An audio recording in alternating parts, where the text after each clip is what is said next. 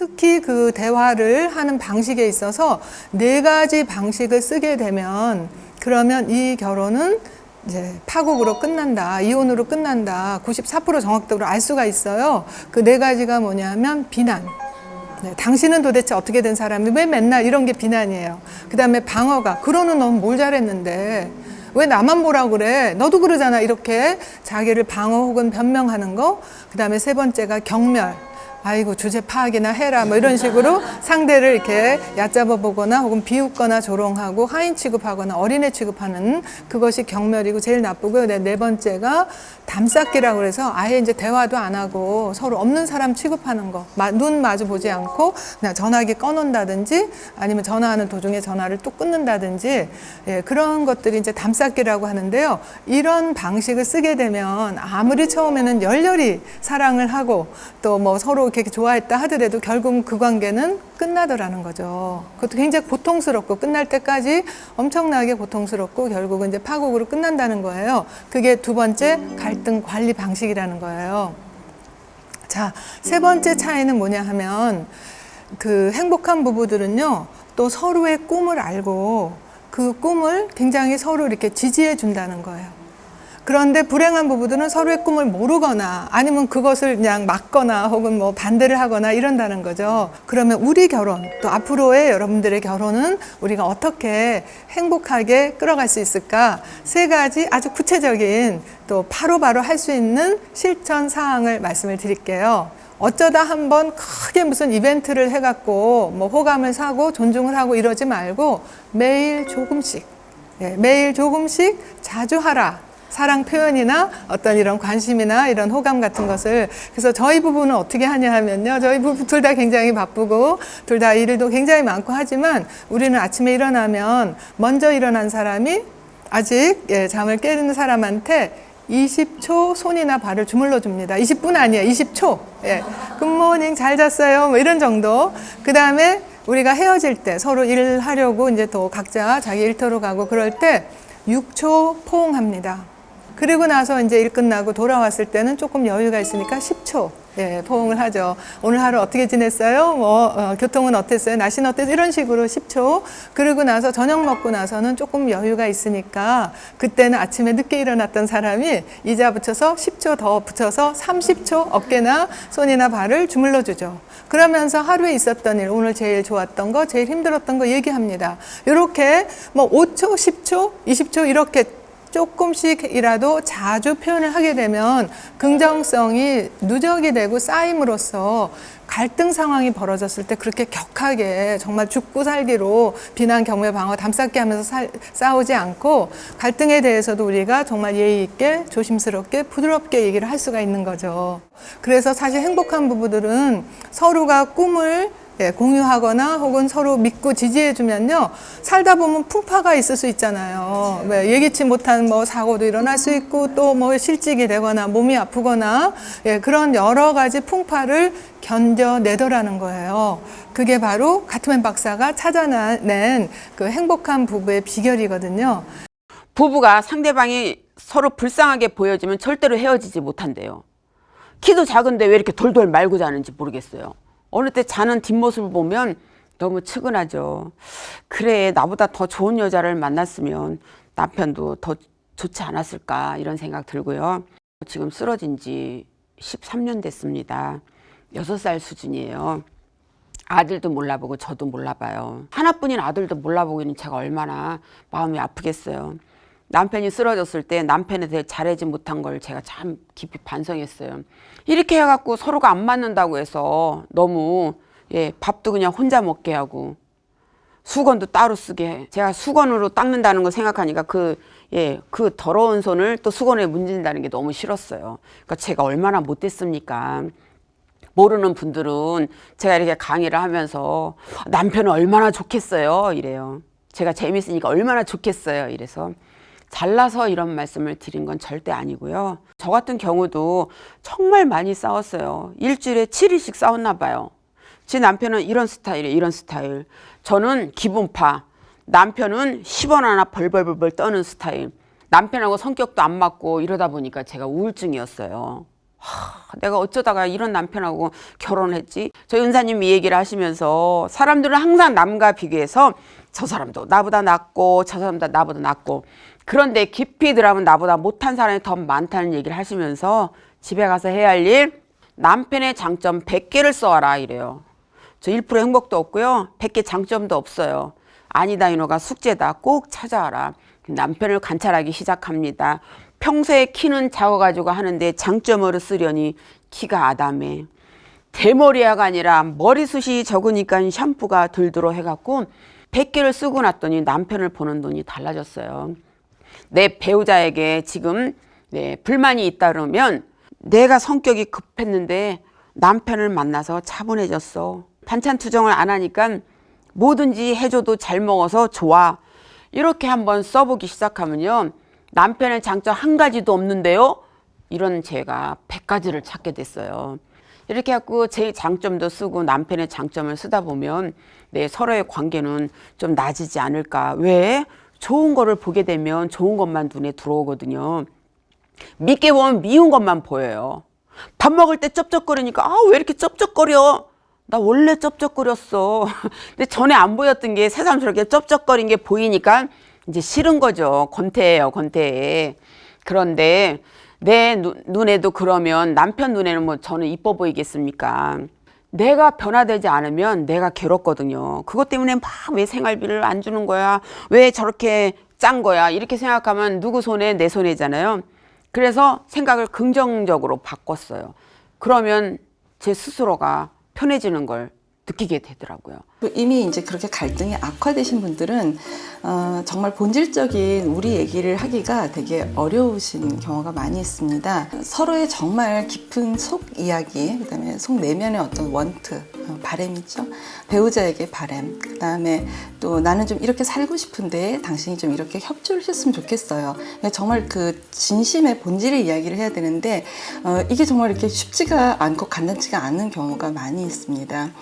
그동안 자녀를 키우는 것 아니면 이제 뭐 부모님에 대한 것 이렇게 부부에 대한 내용을 좀 희생시키고 자녀 중심으로 살아오거나 부모님 중심으로 살아오던 부부들이 자녀가 다 성장을 해서 20살 이상이 돼서 다 대학을 가고 난 다음에 어떤 면에서 부부의 기능이 다 끝난 거를 느끼는 경우에요.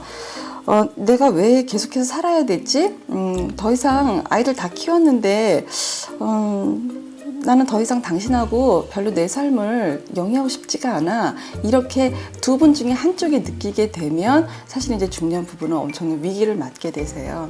아예 그냥 한 지붕, 한 가정 안에서 각방을 사용하고 계시는 부부, 그 중년 부부는 아예 모르겠고, 그건 집계도 안 되고, 사실 여기 이제 제가 현장에서 느끼는 것만으로도 이미 중년 부부들 이제 두 분 중에 어느 한 분이 아예 오피스텔 같은 데로 아예 장소를 옮긴 경우는 굉장히 많아요. 아이들을 한참 키우고 있을 때 같으면 남편이 이렇게 좀 명령적으로 이야기를 하거나 지시적으로 얘기를 하거나 조금 안 좋게 거친 말을 해도 그냥 그렇게까지 힘들게까지는 이제 들리지 않았다라는 거예요. 그리고 어쩔 수 없다라는 면도 그 안에는 내포가 되어 있겠죠. 근데 이제 아이들이 다 성장도 되었고 거의 이제 부부만 남는 식으로 되어 있는데 이제는 그게 안 참아지더라는 거죠. 부인 이야기가 굉장히 재밌는 거예요. 그 안에 답이 들어있는 거랑 마찬가지예요. 이제는 그러니까 남편은 사실 어떻게 보면은 그 전이나 지금이나 별로 태도적으로 부인에게 달라진 게 별로 없겠죠. 그냥 예전에 그랬던 모습이나 지금의 모습이나 뭐 조금 완화됐을는지는 모르겠지만 비슷한 거예요. 그런데 이제 부인 입장에서의 이제 입장이 달라진 거예요. 예전에는 나도 아이들 때문에 가정이 좀 편안하고 화목해야지 돼. 그리고 내가 좀 더 이렇게 좀 수긍하고 좀 참고 인내하면 가정이 전체가 좀 편안하잖아. 라는 어떤 부인의 욕구가 있었는데 이제는 그 욕구를 내가 더 이상 계속해서 유지할 필요가 없겠다라는 부인의 입장이 달라진 거예요. 이제는 자녀도 다 성장을 했고 집에 뭐 아이들도 없는데 큰 소리가 나든 말든 나도 이제 신경질 나면 얘기할 수 있고 근데 저 사람은 전혀 내 이야기를 반영하지 않고 듣지 않는다. 이 갈등이 이제 극대화돼서 오는 경우가 있어요. 그러니까 대부분 이제 중년 부부들의 이 갈등을 겪는 이유 중에 하나가 부부가 어떤 존중적인 의미가 사실 결혼 실상 20년 전에도 별로 이렇게 없었고 지금에 와서도 존중적인 의미를 잘 못 찾겠다 싶으면 이게 사실 이제 붕괴되는 경우가 되게 많이 있어요. 행복이란 이런 거예요. 자기가 원하던 것을 얻었을 때 생기는 거다. 동의하십니까? 예, 그게 행복이죠. 우리 아들이 이번 대학 시험에 합격했으면 했는데 합격했다. 행복하시죠? 우리 아들이 이번에 취직했으면 했는데 취직했다. 행복하시죠? 예, 이런 거예요. 자, 그러면 행복 지수는 뭐겠어요? 자기가 원하던 거가 분모가 있고 그중에 이루어진 거를 동그라미를 쳐서 원하던 게 100개인데 동그라미가 80개다. 행복 지수 얼마겠어요? 80이죠. 너무 간단하죠. 그러면 그 80을 더 행복하게 85, 90을 만들려면 어떻게 하면 된다? 더 많이 이루면 된다. 이렇게 생각하시죠? 예스. 그렇지만 또 하나 있어요. 이거를 제가 오늘 1번으로 말씀드리는 거예요. 행복 지수를 높이는 거는 더 많은 거를 이루면 된다. 성취하면 된다. 그만 있는 게 아니에요. 뭐를 줄이면 된다? 와, 진짜 수준 최고. 그렇죠. 천재는 천재야, 진짜. 바라는 것을 줄이면 되겠죠. 그러니까 100개 중에 80개를 이루었는데 80을 90으로 만드는 것도 행복지수를 높이는 거지만 100을 90으로 만들어도 행복지수를 높이는 거죠. 자, 행복에 이르는 마음가짐 1번. 너무 많은 것을 바라지 마세요. 결혼식 하기 전에 연애할 때 남편이 해주었던 이야기를 결혼하고 자식을 낳는데도 아니 당신이 연애할 때는 이렇게 해주겠다 그랬잖아고 한다면 행복지수가 높아진다 떨어진다? 제출회사입니다. 제출회사. 제가 성원 선언문을 읽는 순간 배우자에 대한 기대 수준을 높여라 낮춰라? 그게 1번이에요. 동의하십니까? 1번. 두 번째는요. 굉장히 중요한 건데 어떤 사람이 제가 이렇게 강의를 했어요. 워싱턴에서. 그랬더니 어떤 70대 노부부가 앞줄에 앉아 계시다가 선생님 하고 손을 드는 거예요. 저는요. 바라는 것보다 가진 게 더 많아요. 저 행복지수 얼마예요? 이러는 거예요. 야, 혹시 그런 생각 해보셨어요, 여러분? 근데 강사가요. 방청석에서 처음 질문했는데 답을 못 해버린다. 그러면 제가 점수를 딴다 못 딴다? 꽝이지. 그러면. 근데 그 순간 제가 머리를 굴려야 되잖아요. 지금 이 선생님은 100을 바라셨는데 120을 가졌다고 누가 느끼는 거예요? 자신이 느끼는 거예요. 그게 행복이에요. 야, 여긴 진짜 수준이 높네. 그러면 행복지수 얼마예요? 지금 이 아저씨 행복지수? 120이라고 이야기를 할 수도 있습니다. 그런데 100분의 120이잖아요. 100분의 100을 써놓고 100분의 20은 따로 있죠. 100분의 100이면 뭐예요? 바라는 걸 다 가진 거 아니에요. 그럼 100분의 20은 뭐예요? 덤이라고. 덤이라고 이야기하신 거예요. 제가 오늘 그냥 괜히 강의하나 봐. 이게 다 아시는 거. 덤이라고 감사하는 마음. 자기가 나는 사실 100만 주셔도 되는데요. 저한테 20을 더 주셨다고 감사하는 마음이 나를 행복하게 한다, 불행하게 한다? 행복하게. 그게 두 번째 마음가짐이에요. 세 번째는 이게 제일 중요한 거예요. 여러분이 이제까지 행복의 비결을 들으실 때 비교하라고 들었어요? 비교하지 말라고 들었어요? 비교하지 말라. 이거는 맞다 틀리다? 제가 질문하는 거 보니까 틀린 것 같죠. 이거는 말도 아닌 소리예요. 그거는 말도 아닌 소리예요. 비교하지 말라는 거는 뭐하고 똑같으냐면 오늘 낮에 손으로 눈을 가리고 오늘은 해가 안 떴다고 거짓말하는 거와 똑같아요.